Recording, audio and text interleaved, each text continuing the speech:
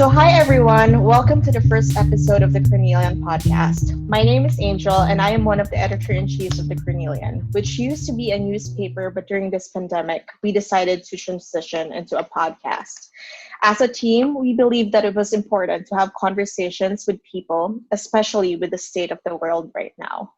We will be discussing issues in the Cornell community, and we will be inviting guests. If you have any suggestions, questions, or if you would like to join our team, please don't hesitate to email us. For this episode, we have invited two of our students and a staff member to talk about political diversity and what it means for the college. There has been so much political tension, and I know it is important to talk about this because it affects everyone in our community.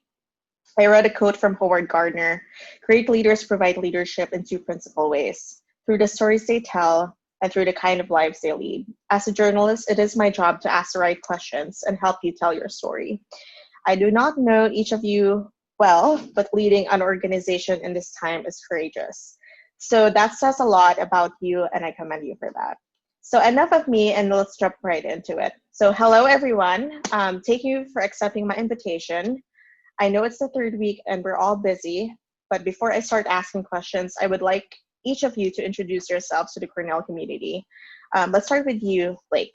Hi, I'm Blake Thornton. I am currently a junior at the school, and I am the chairman of the College Republicans here at campus. I'm Izabella Botto. I am a senior here at Cornell, and I am on the steering committee for YDSA, which is the Young Democratic Socialists of America. Hello, I am Hemie Collier, and I am a freshman. I am Senior Diversity Officer, Director of Intercultural Life, and Assistant Women's Lacrosse Coach. So I'm wondering, growing up, was politics ever discussed in your home? And if so, what did those discussions look like? And how did those conversations shape your current beliefs? Let's start with you, Hemie. Okay. Not as much as you may think. So both of my parents were born and raised in West Africa. My mom is Liberian and my dad is Sierra Leonean. So our conversations weren't so much, hey, look at just this party. It was just understand what's going on in the news. I mean, like my earliest memories of understanding politics and watching politics. I might have been 6 or 7, maybe even 8. And my dad used to watch headline news. I think Jennifer's probably the only person that could probably remember that. So there was things, headline news was like one of the first like consistent news channels like CNN or Fox News and things like that. And so I just remember sitting, and my dad would lay on the couch and I would like sit in between his legs and I'm just like watching the news, right? And so it was more so the conversations in my household were just watch the news and kind of understand it. And when I was younger, I was like, can we watch something different? But then as I got older, I started to fully realize and kind of see what's going on. And I think my first memory of really watching the political climate was aging myself was the 92 election. And I remember watching it in my 5th grade class. We watched the debates and then we just talked about it.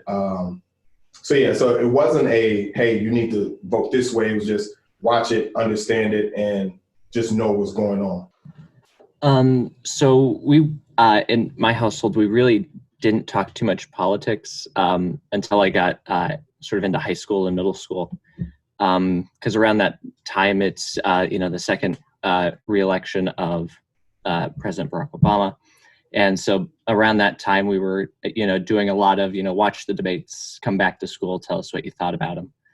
And then, that continued into high school with the 2016 election. And I think those were the only 2 times that I really ever talked politics at home. But I guess kind of what my politics were formed out of was just kind of how I was raised, and things kind of just what we did. We didn't watch too much news just because we were, working and stuff. And so my politics were kind of formed out of that more than just kind of like watching the TV and listening to politicians. Yeah, growing up for me, politics was discussed in my home. Both my parents considered themselves liberal Democrats, and I remember the inauguration of Obama in 2009 and everyone around me being very excited about that. I was also aware of international politics as well, since I have family in and from Central America, and my dad's family is originally from Palestine. So I was just generally brought up with a very inclusive and diverse family as well as community, and I was raised to get along with everyone regardless of race, religion, income, or sexuality.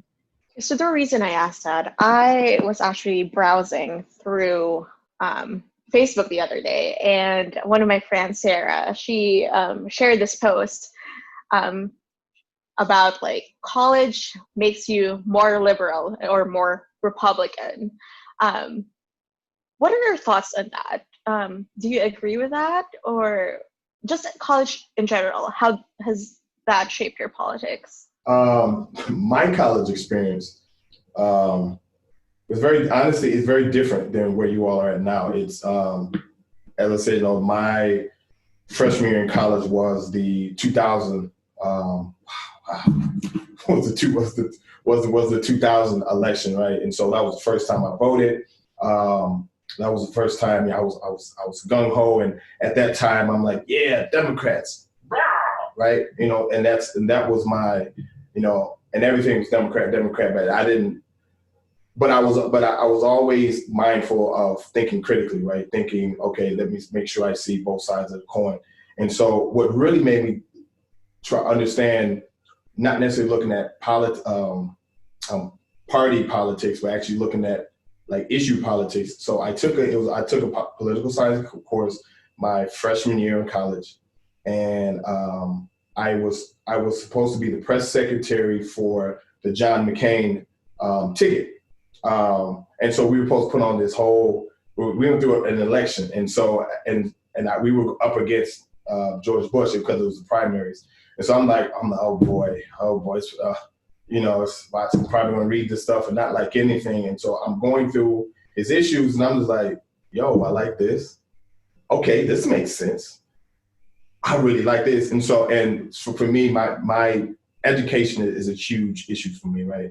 In terms of politics. And so I'm looking at his education views. And I'm like, yo, this is dope. I like everything about this. And so, and once again, as an 18-year-old freshman, I'm like, wait a minute, I'm not supposed to like this because he's a Republican. And then I think at that moment is when I was like, okay, I need to start looking at it as in terms of policy as opposed to just party. So for me being in college, I chuckle at that when you're like, no, when you're in college, it forces you to go one way or the other. And I think in some ways, unfortunately, it does. But I don't think that's not necessarily the intention of college. College is supposed to force you to think critically, and it's supposed to force you to think, take a look at what you're looking at and think about, like, okay, is this where I need to align myself and vice versa? So for me, it forced me to understand both sides of the field, so to speak.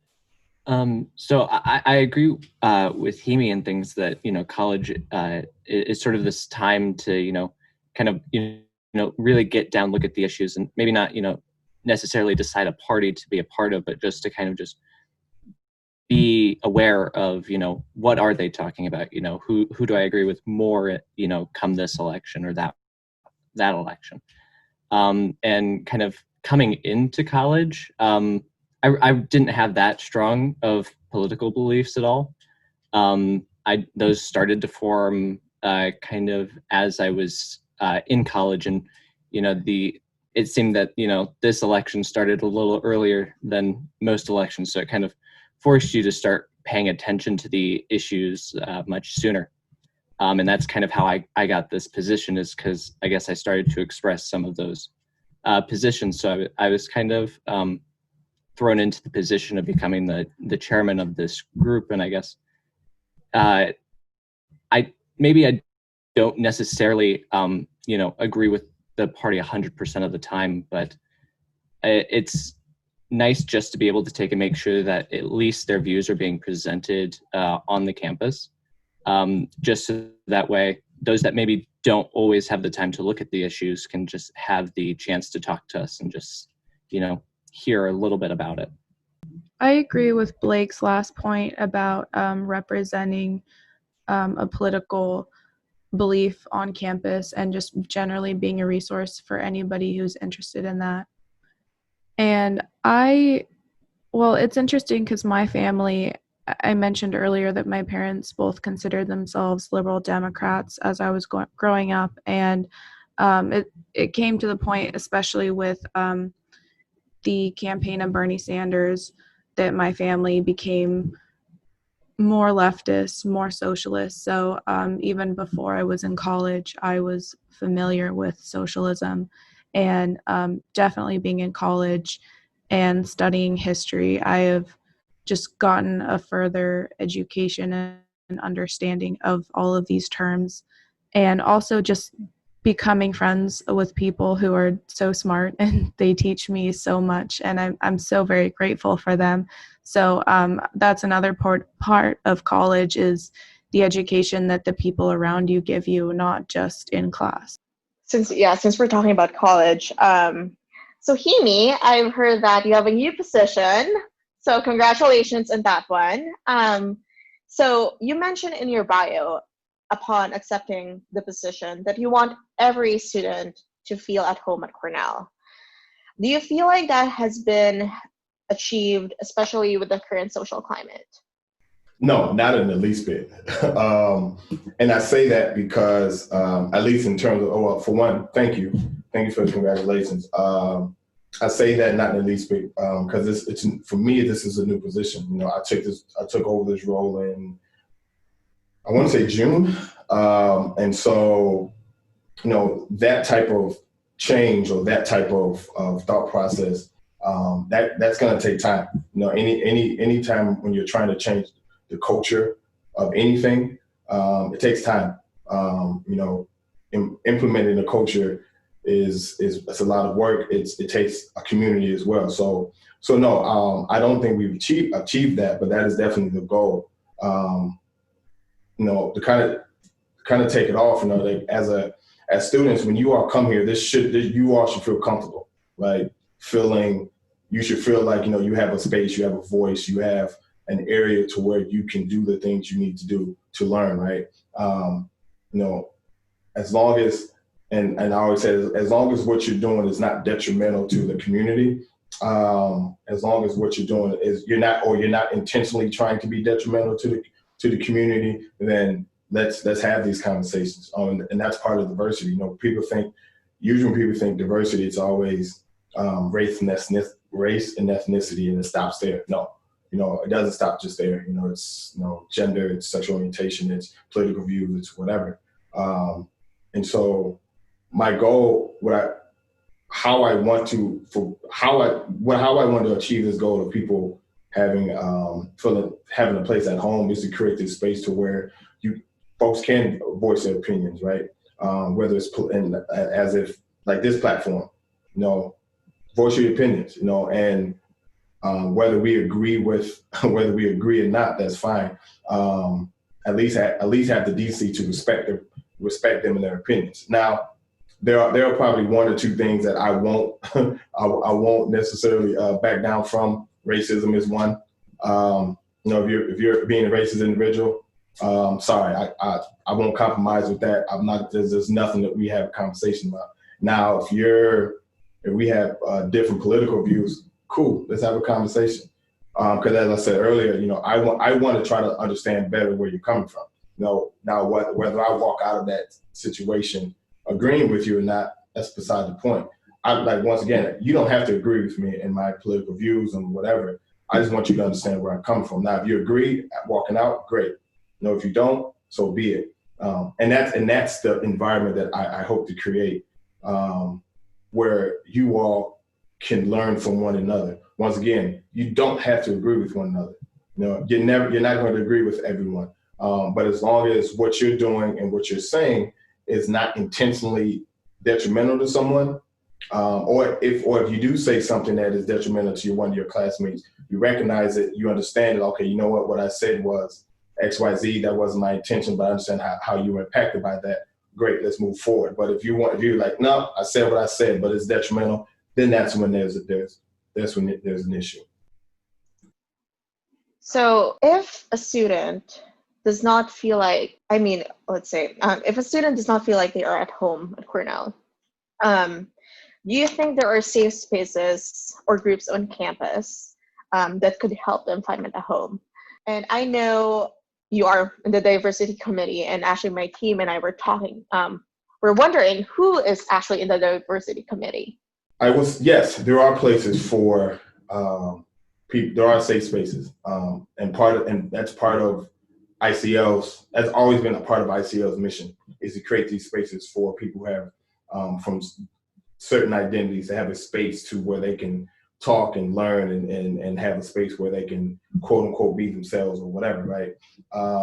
You have the college Republicans, you have, the new group. I'm sorry, Izabella, I don't know your new group's name, but we have groups like Isabella's group. We have Botto, we have Union, and so on and so on. All these different groups where you can go and either learn, you could educate other people, and whatever it is, whatever space that it creates. So we do have these groups, and it's part of, honestly, it's part of not only my job as a senior diversity officer, it's part of all of our jobs to promote these groups, right?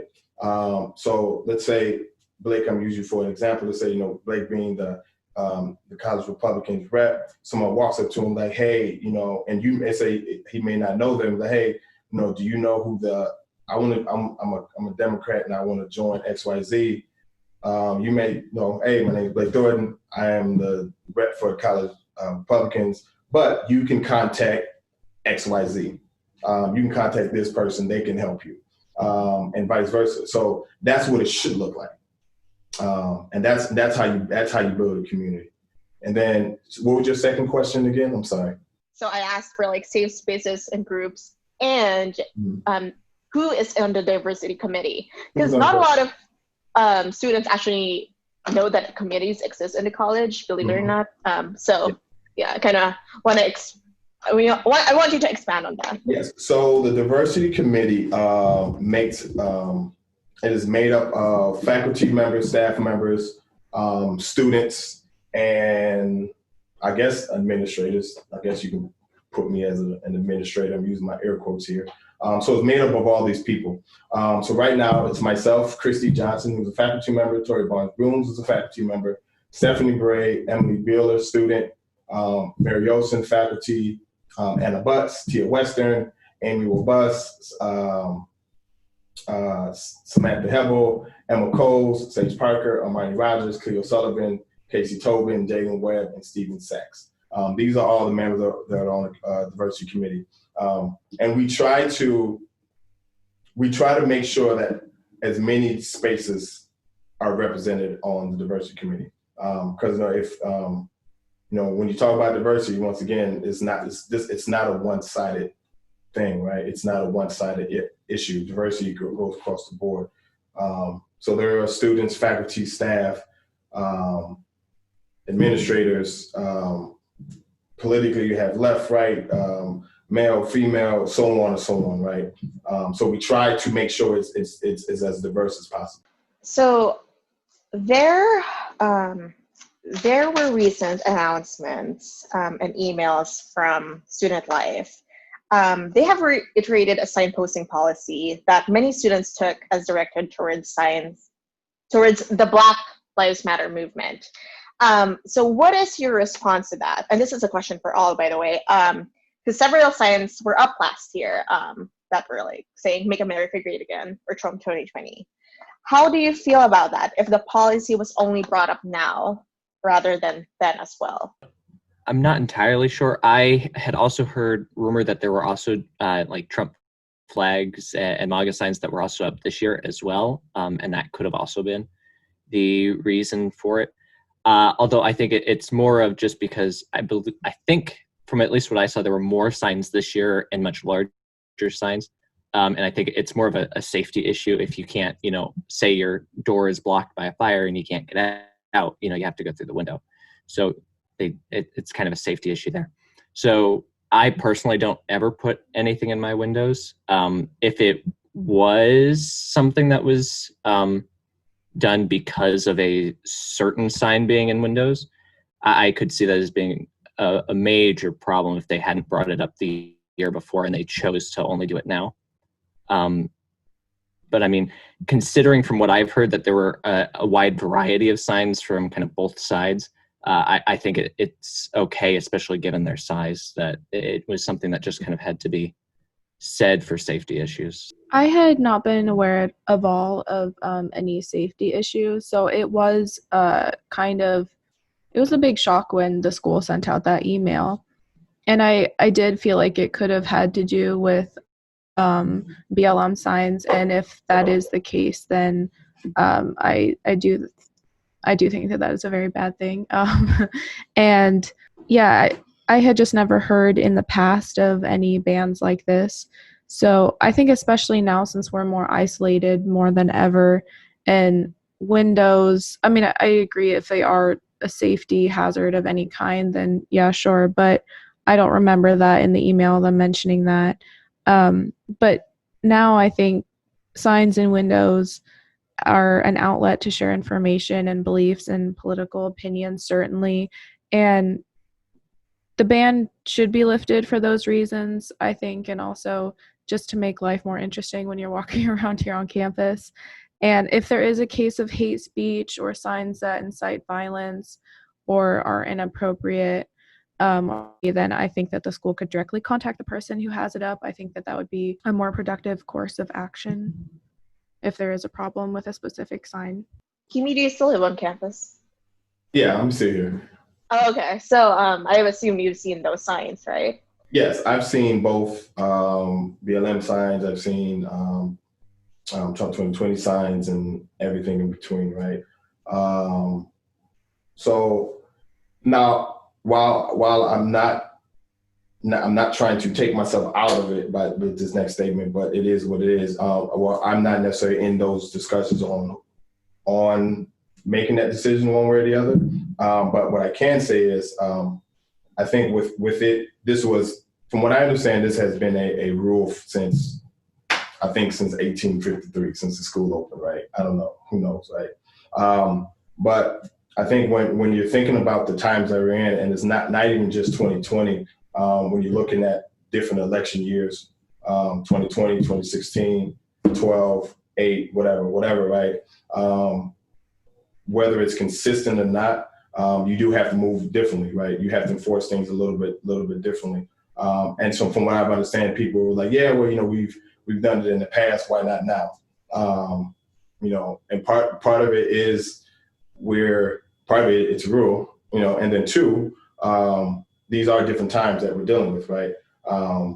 And I will also say, side note, no, there wasn't one side, one way or the other, that made this decision. Was like, oh, BLM, because if you didn't notice, there was a Black Lives Matter on the kiosk, right? And that, I think I was up for about a week almost. And then there were, I don't think anyone's put the Trump 2020 on the kiosk just yet. But in terms of windows, it's been a rule since, as far as I know, since day one. So there wasn't a decision for one way or the other, like, oh, we've seen all these Black Lives Matter signs, or we're seeing all these Trump 2020 signs up. Let's tell them that they can't do it now because of this. I think it wasn't necessarily once again one side or the other. It was just these are the rules that we have in place, and I think with the political climate being as tight as it is now, as hostile as it is now, I think the thought process was let's really make sure no one can put anything up, and really enforce this rule heavily. I mean, you can argue, I'm sure students can argue, well, you need to be more consistent one way. You could argue that, but I will say that's I can't make that decision one way or the other. But I think when we're trying to make sure we're looking out for everybody, those are the tough decisions that need to be made. I hope that answers your question. Yeah, it does. Because I've been here for 4 years, and a lot of people, a lot of the students that I've talked to feel like they have to self-censor. And these are mostly for my conservative friends. But I also want to ask, the liberals also feel like they have to self-censor? Do I feel like they have to self-censor? Liberals. Liberals. Yep. I don't think anyone has to self-censor. It goes back to what I said earlier. As long as what you're saying isn't detrimental to, or intentionally trying to be detrimental to the campus, then or at least you shouldn't have to self-censor. I think when you're putting certain things up, whether you're liberal or conservative, as you're painting or whatever you're putting up, you're going to know, this is going to be inflammatory, right? This is going to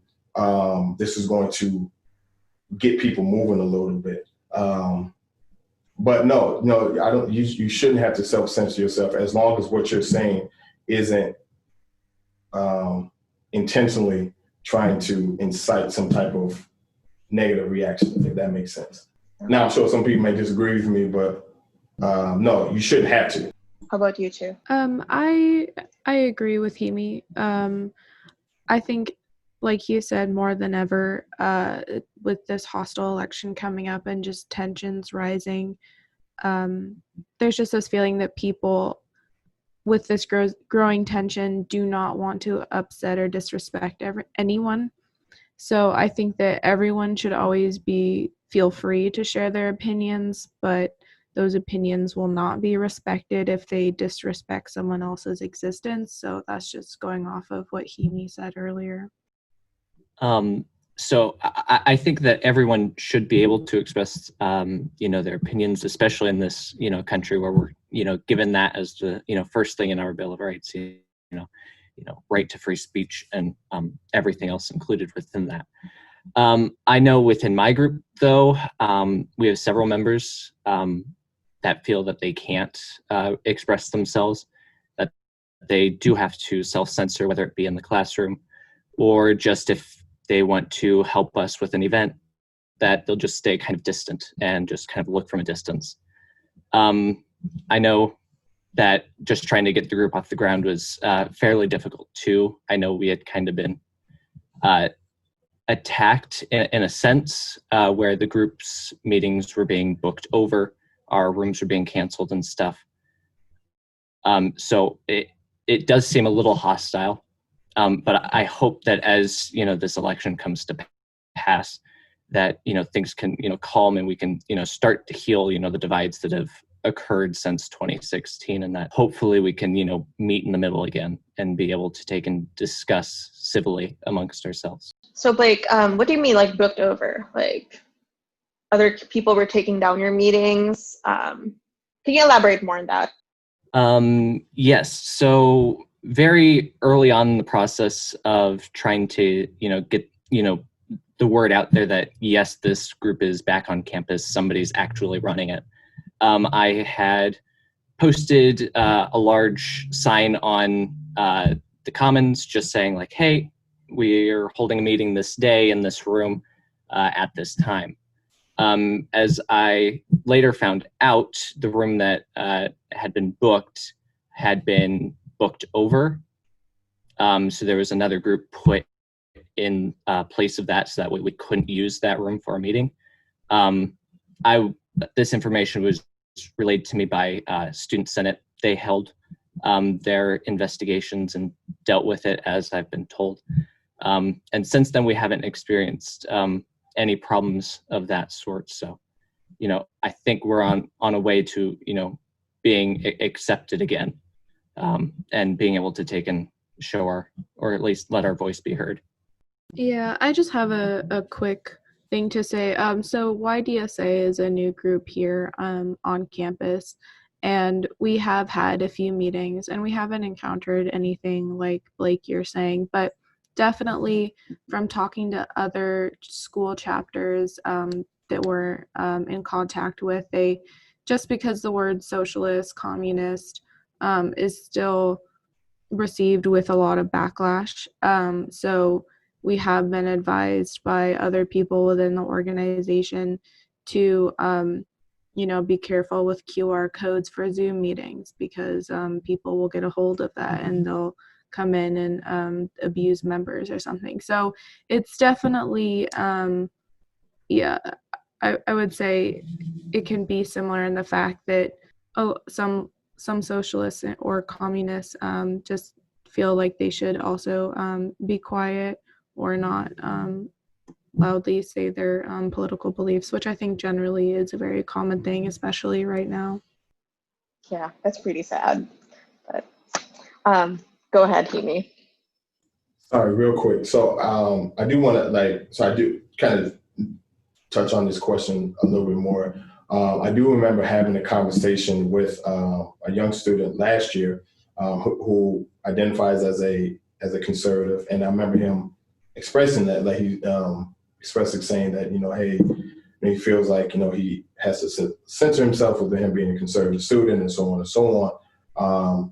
And so we talked. We ended up just kind of talking about a lot of different things, and one of the things that I talked to him about is that shouldn't be the case, as I said earlier. And that's part of my role as a senior diversity officer, right? Is to make sure that you don't have to self-censor if you're literally keeping it political, so to speak, right? It's like, hey, I'm a conservative guy. Great, you should be able to do that. And so that's part of my goal, is to make sure that you don't have to self-censor yourself. Once again, as long as you're not being detrimental to the community. And I think you all know what that means when I say don't, as long as you're not being detrimental, right? Everyone kind of can, I think we all can sit here to agree what's detrimental and what's not detrimental.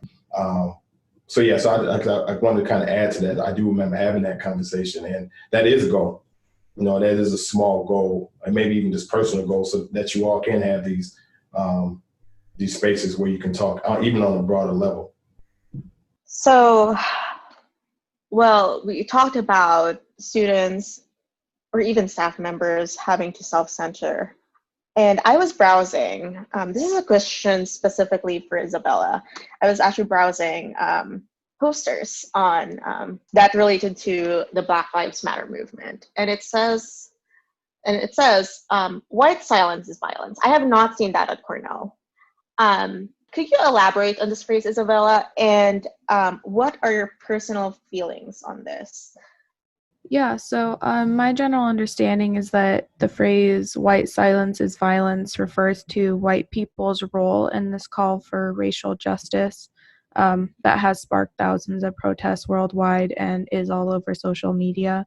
And I kind of think of it that it is similar to the analogy of bullying, where if you witness bullying and you say nothing, you're part of the problem.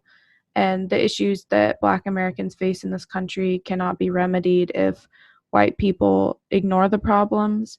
So it's just a very privileged and neglectful thing to do, to turn your back on an issue that makes you uncomfortable or one that you have no experience with personally. So I believe that no change will come about until everyone faces the truth of systemic racism and works towards a better and just more just future for all. I agree with that. And one thing where I think where we kind of drop the ball a lot of times, like when we talk about like Black Lives Matter, things like that, we turn it into a politicized debate, right? When we're talking about racial injustice, that's not where it shouldn't be a Republican or Democrat conversation, liberal, conservative conversation. That should just be a conversation between humans, as, hey, something's going on and we need to fix it. So I agree with Izabella in the sense that this is not just a Black issue. This is not just a people of color issue. This is an issue that faces everybody, Black, white, other, right? So it makes sense. White silence is violence, and Izabella, you gave a great analogy in terms of bullying. If you see someone being bullied, and if you don't say anything, and I'm not saying this, you need to get in there and fight for the person, but you see it, you call it out, right? Something's going wrong here, and so So yeah, those are my thoughts on that. That's not something that I readily use and write it down, but I agree with it. When you're silent, when you see something going on, and you don't call it out, you don't recognize, you don't try, you do whatever it is you need to do within your space to tackle that, then you're just as much as part of the problem. You may not be doing it yourself, but you're just as much as part of the problem as the actual perpetrator, so to speak. So I don't personally use the phrase or anything, but I agree in the sense that if you do see some wrong, you need to at least speak up about it, make sure that it is known to those people that can do something about it, and things, no matter what that is, especially, over the summer, we did see that it became a very, very, a racial or ethnic issue, that, there needed to be some speaking out from all communities saying like, hey, this needs to be fixed. And I think so long as it can stay within a context of like, as long as you see wrongdoing and it's not trying to go too far, and things that like, if it is to institute some reform that can help all communities, that, it's good in that sense. Since we're talking about the Black Lives Matter movement, and I know there was a protest in Mount Vernon a few months ago, if there's another protest in the area, and the police department, or their own police department, decide to intervene, how would you all feel? Well, at some point, if, say, the protest was to turn into something like we have seen in other cities, which I highly doubt it would, that's where I would see the Mount Vernon Police Department having a need to step in. But if it's something, at least like what I saw pictures over the summer, I think that there really isn't a need for them to step in, and things. I mean, like, they can be there just making sure everything's, safe. If another group were to show up and, protest of this protest, then, there would probably be a need for them to be there. But yeah, there is sort of the need just in case something does happen that wouldn't necessarily have been a planned event, and things. So yeah, that's kind of where I stand on that. So I'm fine with them being there in the event that something were to happen. I think it definitely depends on exactly how the MVPD would intervene. I think generally it is preferable that police not be present at BLM protests, as their presence can be a triggering thing just in itself. And with BLM protests, there is a strong emphasis on peaceful demonstrations that are just calling for justice for victims of police brutality. And I think above all, the most important thing is for the community to feel safe and to exercise their right to protest. And I do have a statistic to back me up that in an article by ACLED, which is a nonprofit data and statistics resource, in more than 93% of demonstrations associated with BLM, they have not engaged in violence. So I definitely, it would depend on how the police show up. If they are, sometimes we can see in cities, they arrive with tear gas and pepper spray, and they are already sabotaging triage stations. I hardly doubt that would be the case in a small town like Mount Vernon. But yeah, I think it is most preferable they not be there, but it definitely also depends on how they show up. Honestly, I'd be shocked if they were to intervene, for every reason that Blake and Izabella said. Yeah, I mean, if it's because one, you got to look at the community that we're in. It's college students, families. So most of the people that are here are probably going to stay away from tearing up literally their own homes, right? If they were to step in, I'd be shocked. I'd be surprised, like, well, what's going on? As Izabella said, I don't think they're gonna, the MVP is gonna show up with tear gas and in riot gear. So yeah, and like I said, if they did, I'm like, what how did we get here? You know, what's you know, who did what and where did they come from for the MVPD to show up and intervene into the protest? So one of my staff members wanted to ask this. Since we're living in a crazy pandemic, how do you all feel about the politicization of COVID? I think it just follows the trend of the current political atmosphere and things. Everything nowadays, no matter what it is, seems to be highly politicized, and it was no surprise that COVID eventually followed in every other thing's footsteps. I think if we really want to try to get some things done, you know, get the country back on step, get COVID dealt with, we really need to take it, get it unpoliticized, and really make sure that it becomes a bipartisan and even nonpartisan issue. You know, we might have differences about how we, you know, want to get it done. And I think using those differences and, you know, discussing those differences in the civil discourse in the Congress and at the executive level, we can, you know, hopefully start to unpoliticize it and maybe get, you know, into a position where we can, you know, help other countries around the world. I think just generally the politicization of any human and environmental rights is a very negligent and appalling thing to do. It's just the fight between Republicans and Democrats has become just a very disrespectful and frankly embarrassing spectacle. Because while these politicians are making fun of each other for, you know, things like physical appearance or behavior, people are losing their jobs and then their health care due to COVID. And we have the highest death toll of the pandemic in the world. And I like how Blake said that, you know, we also have the responsibility and the ability, because of our resources and just being a superpower, to help other countries as well. Honestly put, it's disgusting. I'm to be completely honest. You know, as Izabella said, you know, we have over 200,000 people have died. Millions of people have been affected by it, whether they lost jobs, school systems are in disarray, food sources. There's all these different things that are affected, and it's not a political issue. This is a public health issue. And as Blake said, you know, this should be a nonpartisan, you know, like as American people should be walking in, all right, what do we need to do as a community to take care of this? Now, yes, you know, our politicians are elected officials and they are, you know, supposed to lead the country and things like that, of course, right? That's why they're there. But that being said, it doesn't stop with just them either. Us as community members need to figure out what do we need to do as a college community to make sure we, as Cornell stay safe, as Mount Vernon stay safe, Iowa, and so on and so on.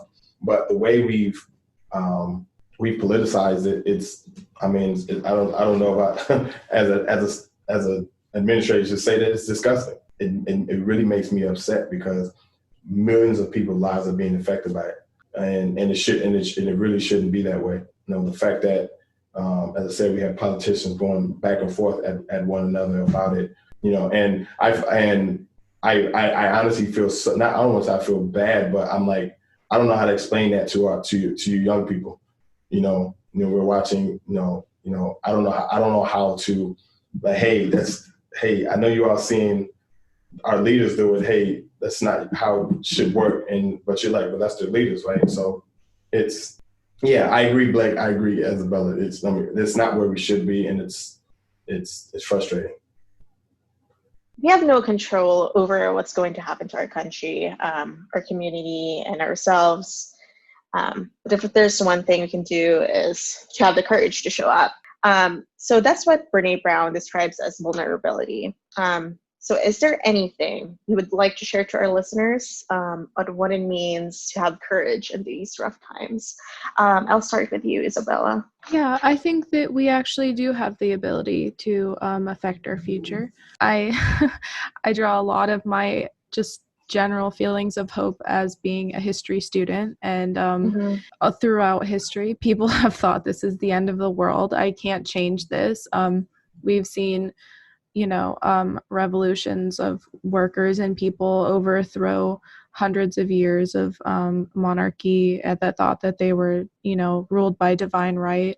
And so words of encouragement, I just really think that this is a time to strengthen our community, to share and take care of each other, and to stay aware of current events, but also to take care of your own mental health and just check in on your friends and family regularly. I would also agree with Izabella on her statement that, we can, help with change, especially, in this country. You get the chance to vote every 2 and every 4 years, to, put people in the government that will do hopefully what you want. And if they don't, you kick them out. And hopefully the next person in there will do what you want them to. And so, yeah, sort of like courage in these tough times. I know for my group and things, it's been difficult trying to, work with the tech and stuff to try to, get meetings put together, try to put events on. But, we've started to do events again. We just, had a tabling event for Voter Education Week, and we had a great amount of turnout. We had a lot of people come by and everything. So hopefully, as we start to do these things, more members of the community will hopefully also, kind of see that there is a way that we can kind of continue on in this, kind of this difficult time. Yeah, and I'd also just like to add that YDSA very much is where our primary concern is just the well-being and of students and workers on campus, and very much dealing with the pandemic as people feel isolated and anxious. And right now we're working on a mental health campaign to strengthen and expand resources on campus for students. I would say, I think if you all, and I'm happy to see another historian on this call. So if you look at all the movements in our country, starting from 1776, right? Every movement has been led by young people. Whether it was the Revolutionary War, whether it was the Chicano movement, whether it's the Black Panther movement, just about every movement that was led by young people and holding us old folks, or holding that upper generation accountable. Like you said, Blake, it's about, you all seeing, hey, there's an issue. Let's work together and fix this issue, and then holding our leaders accountable for their actions. And once again, Blake, you brought up a good point on making sure you're voting every 2 and 4 years. But I want to add to that, it's not just about looking at the presidential election. What are you doing for your state senate, your representatives, your sheriffs, your district attorneys, your school boards, your mayors, aldermen, whatever. Everything from top to bottom. I mean, even down to Parks and Rec. Those are elected officials. And if you really want to see change, it's not just about what we do, on November 3rd for the presidential election. That's in all honesty, that's not the most important election. So and I'm looking at, as I look at this call, all of y'all from different places, like, do you know who's on the school board? Jennifer has children. I'm sure she really wants to know who's on that school board, right? Now, I don't know if you all have younger brothers or sisters or cousins and nieces and nephews who are still in K through 12.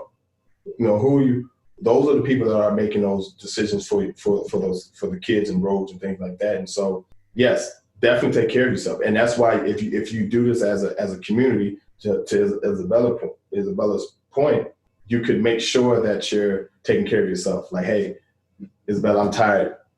You take this week, or whatever, and whatever that looks like. And you think about the community as opposed to just, well, I'm going to do this one thing and that's it. Like, how are we working together as a unit? And once we get to that point where we're thinking about community and we're thinking about being communal, then we can truly start seeing the change that we need, because we're really seeing a culture shift in our country right now. A culture shift that none of us have ever seen. For historians in the room, the way this looks like 1968 to me. There was a huge culture shift. This looks like right around the Civil War. There was a huge culture shift. right? And so we're seeing it. And so that's why I think a lot of people are like, oh my God, it's the end of times. No, it's just another culture shift that this country is going through. All right, I'll get off my soapbox. Sorry. So I know ICL is doing power hours. You two are coming up with events. I should have asked this earlier. Where are the college Democrats? Because that has been a question that I've been receiving. And I mean, the only thing I'll share personally is I was a member of the Democrats before, and I don't know where they are. So I don't know. This is a question specifically for you, Izabella. Was the Socialists and the Democrats like just in one group now, or are you guys still a separate organization? Yeah, we are a separate organization. I do not know what the Democrats are doing, but I mean, anyone is welcome on YDSA. A part of our, it stands for Young Democratic Socialists of America. So it definitely, we're open to anybody. But to answer your question, no, I don't know what the college Democrats are or where they're doing. So Blake, I know we've previously talked about this before, but if there's no college Democrats on campus, then we couldn't invite speakers, right? Can you clarify on that one? Yeah, at least from what I was told when I was sort of forming the group is that there has to be an air of sort of this, the campus isn't partisan. So we want to make sure that both groups, are here and that they can both have speakers present. That way, the campus doesn't get in any trouble for just only having one side speaking and things. And it also helps us, and things. So that way we can also do events with the college Democrats where we can host a debate or we can do 2 competing town halls or something. And I guess to kind of answer the last question is I also don't know what has happened with the college Democrats, and I used to talk with their president and vice president, and I don't even know. So hopefully I've offered to help them try the process of, getting people back into it and stuff like that. So we'll see where that goes. Short answer, I'm not too sure neither. And I know they were pretty active the last 2 years I've been here. I'm not too sure about this year, but I think that's the honesty for the young people in the room and people who are listening. That's the ebbs and flows of student groups. There's there's going to be a lot of ups and downs. Now you would think with it being an election year, but those are just ups and downs. And some years the groups are strong, and some years are not. For example, I'm happy to see that Blake is kind of taking the flag, so to speak, for the college Republicans. For 2 years before that, there was some down years for them. So it's going to be ebbs and flows in terms of student organization. So follow-up question. If there was like a college, if someone wants to start the college Democrats on campus, would that be considered allowing like more than one side in the left political spectrum? I don't know how to really answer that question because that kind of sounds like something the school would regulate more so than we would, because at least for our group, yes, we are socialists and communists, but on campus we are primarily focused on local campaigns and just being here for whatever students have problems or issues with. So like I mentioned, mental health campaign, we don't see that as a need to bring in a speaker or something. I mean, I definitely think we haven't considered bringing in speakers or kind of that political component. It's more like, hey, people said they want more resources on campus to deal with the pandemic and with the stress of the election. Something we worked on in the past when we were student action was a tuition freeze or stopping the stop list, which just continued to further hurt low-income students. So to answer the question still in a more broad way, we are primarily focused on not so much on bringing politics on campus, but more so on local campaigns to help students and workers, And going off of that, still, we want to be a resource that if people are interested in learning more about leftist theory or something like that, we have a Marxist reading group, and that's just to, help educate people who are interested in learning more. So yeah, that's where I'll end. To quickly, I guess, answer the question, I don't think that it would be 2 against 1, so to speak, because of, correct me if I'm wrong, Izabella, the Democratic Party is very different than what they believe. So you say essentially you have 3. You have Yeah, very much so. Yeah, so it's really 3 separate political ideologies that are on campus now, and so no, it's not a 2-on-1, or yes, there's Democratic within their name, but if you understand Socialist Party, they're very different from the Democratic Party, and it's very different, and it's very different than what people even think of socialism. Right, it's not necessarily a political. It's more of a economic thought process, but it's much more broader. And I'm not going to go down that rabbit hole, but no. Short answer, no. It's not 2-on-1. It's 3 separate groups. I would agree with Hemie and things that it would sort of be the 3 separate groups. So it's not going to be 2 against 1. Although for some members in the group it could feel that way. I don't see it that way. And things. And I think if there was some question into, would it be perceived as this, leaning too much one way over another, I think that would have to come down to, the decision of student senate and the decision of civic engagement ultimately being kind of under their purview. Thank you all for joining us. This was a good conversation.